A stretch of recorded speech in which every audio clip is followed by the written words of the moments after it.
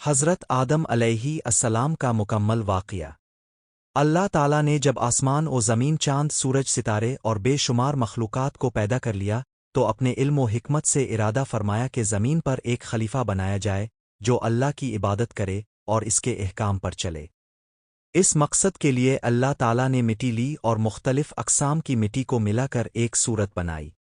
کچھ مٹی گیلی تھی، کچھ خشک اور کچھ سخت۔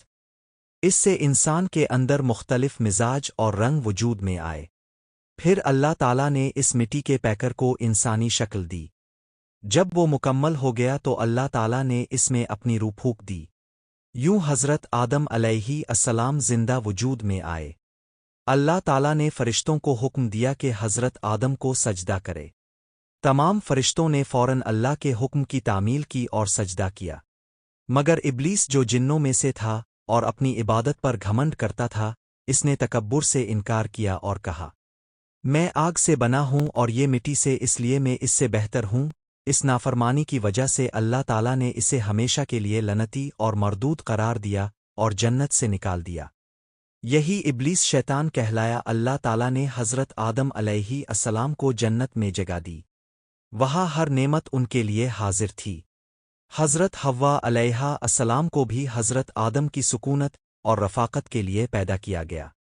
دونوں جنت میں رہنے لگے۔ اللہ تعالیٰ نے فرمایا، تم دونوں جنت میں رہو، جو چاہو کھاؤ پیو، لیکن اس ایک درخت کے قریب نہ جانا ورنہ نقصان اٹھاؤ گے۔ شیطان جو دشمن بن چکا تھا موقع کی تلاش میں رہا۔ اس نے وسوسے ڈالے اور بہکایا کہ اگر تم اس درخت کا پھل کھا لو تو ہمیشہ زندہ رہو گے اور فرشتوں جیسے ہو جاؤ گے۔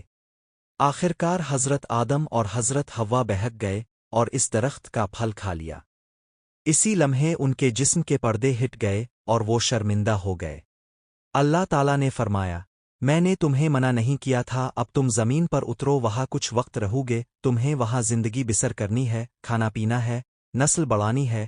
شیطان تمہارا دشمن ہوگا، جو میرے احکام پر چلے گا وہ کامیاب ہوگا اور جو شیطان کی پیروی کرے گا وہ گمراہ ہوگا۔ حضرت آدم علیہ السلام اور حضرت حوا نے اپنی غلطی پر توبہ کی اور عاجزی سے اللہ کے حضور عرض کیا، اے ہمارے رب، ہم نے اپنی جانوں پر ظلم کیا، اگر تو ہمیں معاف نہ کرے اور ہم پر رحم نہ کرے تو ہم نقصان اٹھانے والوں میں سے ہو جائیں گے۔